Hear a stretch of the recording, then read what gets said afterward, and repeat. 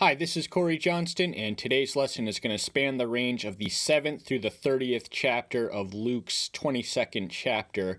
Herein we read of Luke's version of the Last Supper, and what's unusual about this one is that there's a dialogue that is found nowhere else, but we'll get to that when we get to it. But the trajectory, Luke follows the same trajectory as established by Mark.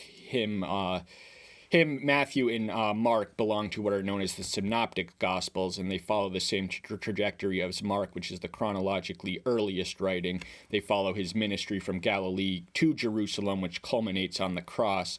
So the real beginning of where we find ourselves can be traced to the 19th chapter.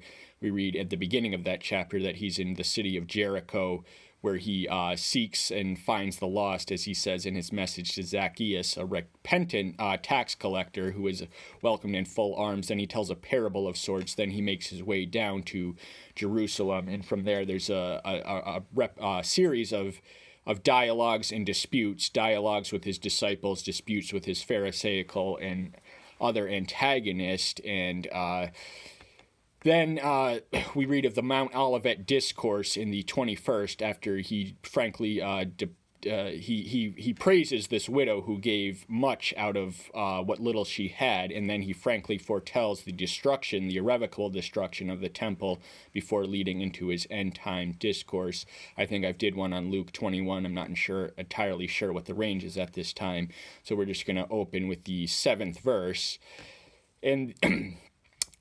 And the day of the unleavened bread came, when the Passover had to be slaughtered. So that's why they're all there. It was one of the three. The Passover commemorating ancient Israelites' exodus from their bondage of Egyptian slavery was the entire reason that they were there. It was one of the three holidays where all Jews were commanded to congregate in a central location in Deuteronomy 16:16. When that was written, it wasn't Jerusalem was yet to be established as the capital. Indeed, the Promised Land had yet to even be fully settled. But they were practicing Jews, they were obedient Jews, and they were there for the Passover. The unleavened bread came from the haste of their situation. The Hebrew slaves in Egyptian territory didn't have time to bake the bread with leaven, so they had these sort of flat breads, and they've commemorated with what is known as matzah, and the Passover would have been the lamb which was to be slaughtered or sacrificed, and that is how they spared themselves from the angel of death by marking their door with the blood of a lamb. And so that's where the name originates. They were passed over by the angel of death, who slew the firstborn of every Egyptian, including Pharaoh's own home. And he sent Peter and John, saying, "Go and prepare the Passover for us to eat."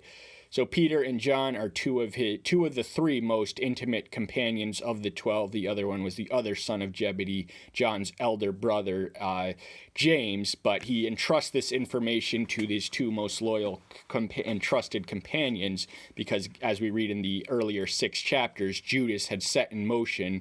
Satan had came upon him, and he was determined to set up Yahshua, as we read in the range beyond what we cover in this lesson today. And so he had a premonition that there was conspiracies afoot and plots afoot to remove him, and he wanted to eat this Last Supper in the company of his disciples, and he didn't want any premature.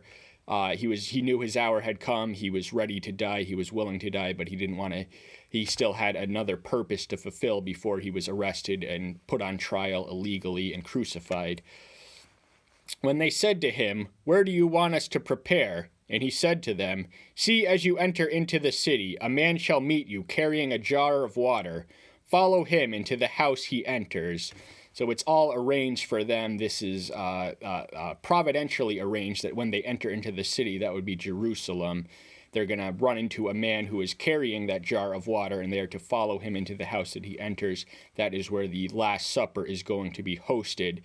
This is the Last Supper. He would not eat of the bread or drink of the wine until he was in his Father's home, he declares at this point. "And you shall say to the master of the house, the teacher says to you, where is the guest room where I might eat the Passover with my disciples?"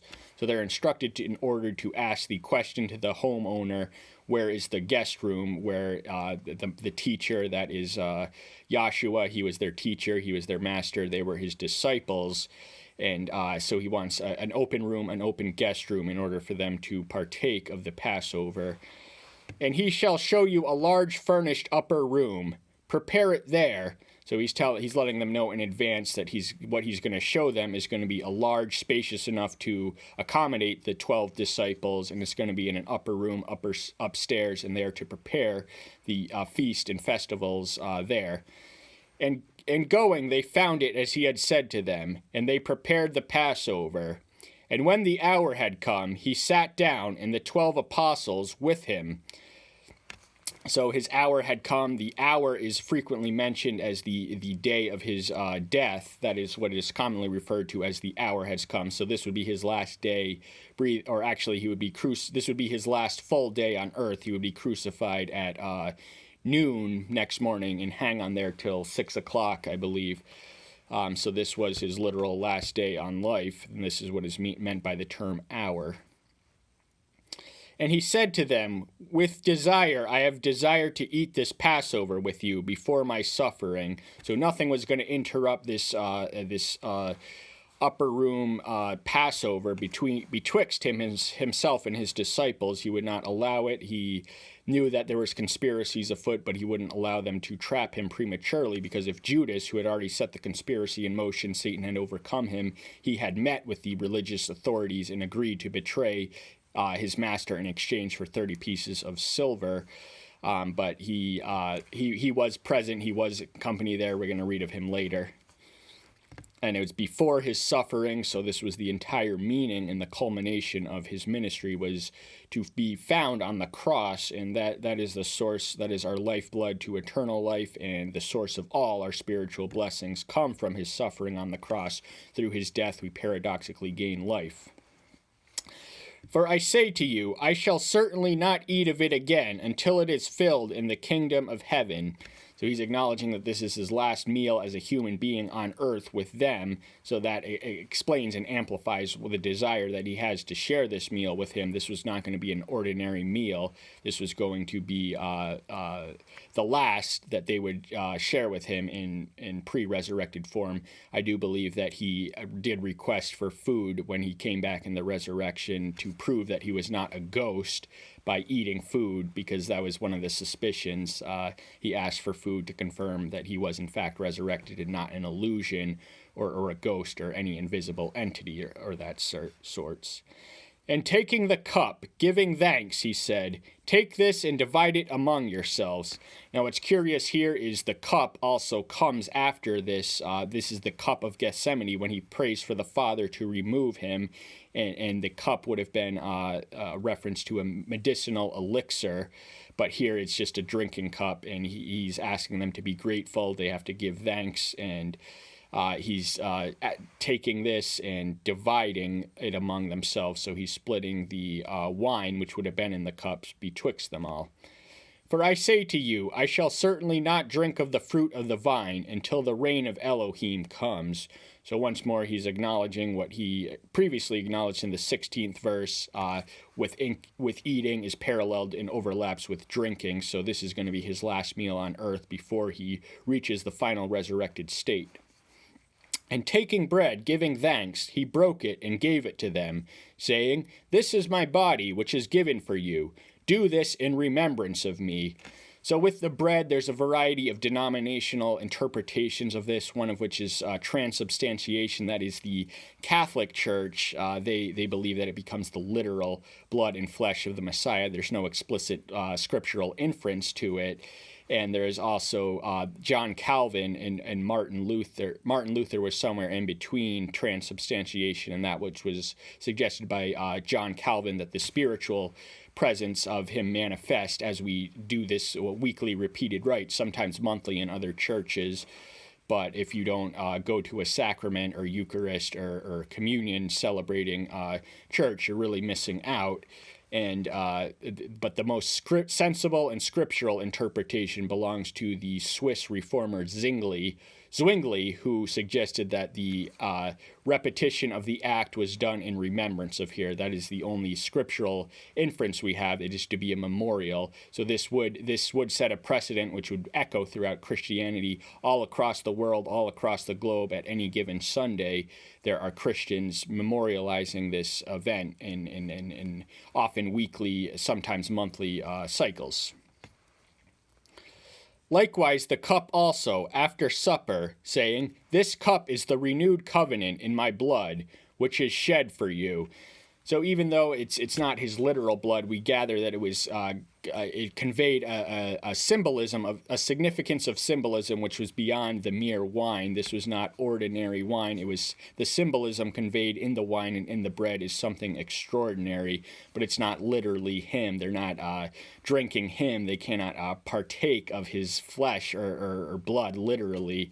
You put a piece of communion bread away for a week and the rats are going to eat it. I've heard said that God created man, but nowhere have I been told that man could create God. So it is a form of blasphemy, I feel, to the doctrine of transubstantiation. But see, the hand of him delivering me up is with me on the table.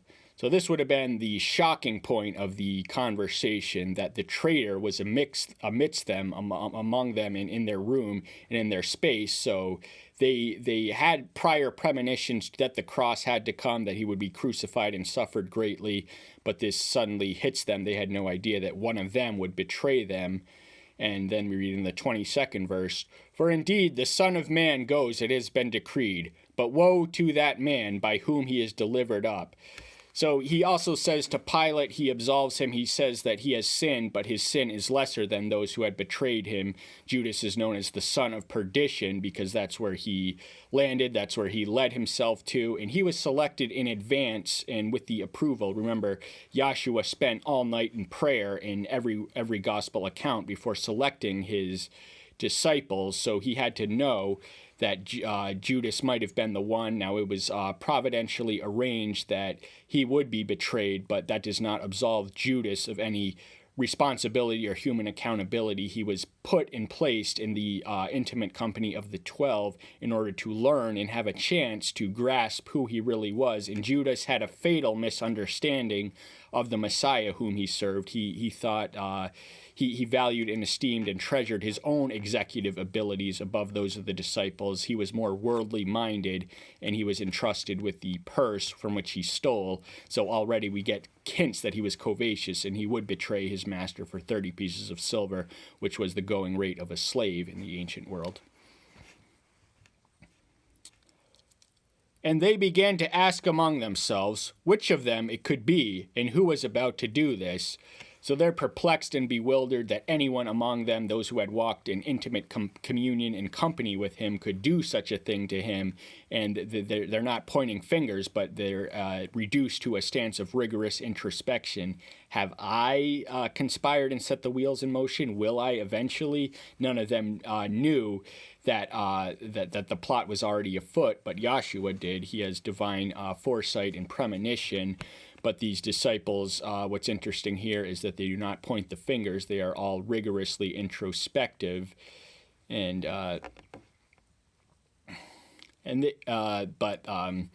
there also took place a dispute among them as to which of them seemed to be greater. Now this is unusual here, and remember in the preamble I told you I selected this passage because of this dialogue, and this is not as extensive as the upper room discourse portrayed in John's 14th through 16th chapter. I did every single one of those but I divided them in two because the length and the substance to digest of each in the chapter. There's a lot of digest here, but in accepting to those 3 chapters of John, this is the most extensive dialogue, which comes after the institution and the definition of the sacrament or Eucharist or communion or Lord's Supper, whatever you want to call it. So they go from just being told this awful news almost suddenly to an argument amongst themselves about who is the greatest, and this is something they had to be corrected throughout the Gospels, and we find it once more here. And he said to them, "The kings of the Gentiles rule over them, and those who control them are called workers of good. But not so with you, but let him who is greatest among you be as the youngest, and the leader as one who serves." So he completely reverses and flips and establishes the dichotomy between the Gentiles, the unsaved Gentiles, and what his disciples are demanded to. Now, in the church, the paradox of servant leadership was best embodied and expressed by the Messiah himself, who came not to be served, but to serve others. So that is the definition and meaning and fulfillment of ministry, to serve others. And even if we are, there is a lot of worldliness in the church, and there are fierce competitive intra-denominational battles for jockeying between members for positions of prominence. But in the pristine form of pure Christianity, there is to be none of that. For who is greater, the one who sits at the table or the one who serves? Is it not the one who sits at the table? But I am in your midst as the one who serves.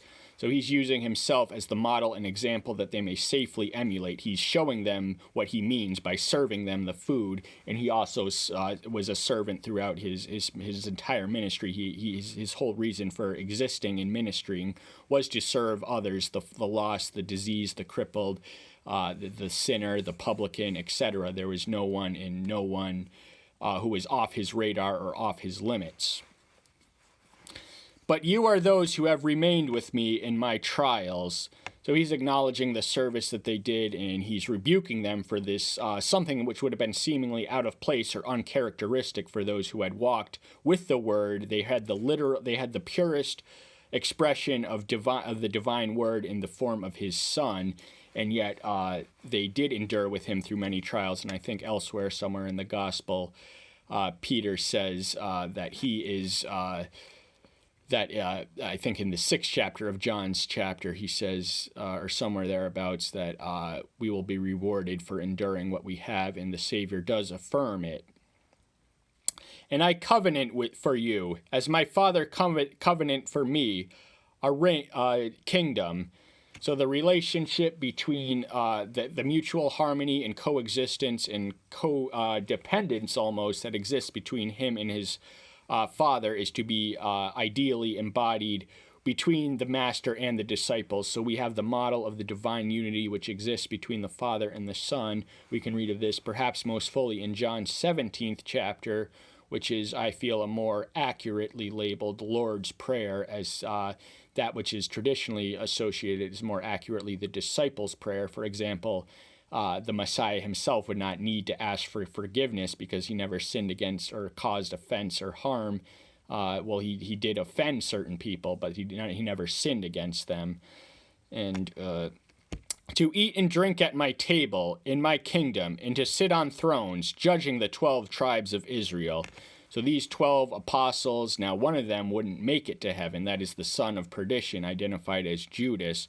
But they would find his replacement in Acts 1, Matthias, and then eventually we don't read much of Matthias. We do know that he died a martyr from history tradition, but after they selected him in the first chapter of Acts, Paul kind of becomes not only Judas's, but James's replacement. So the 12 disciples were numerically selected to parallel the 12 tribes of Israel, and he's telling those who are eating and drinking at his table that they will share in his rule and share in his judgment, and that is one of the pleasures and privileges of discipleship. But that's all the time we have for today. Thank you so much. I'm so glad you're here. Stay tuned until next time. I'll see you then. Bye-bye.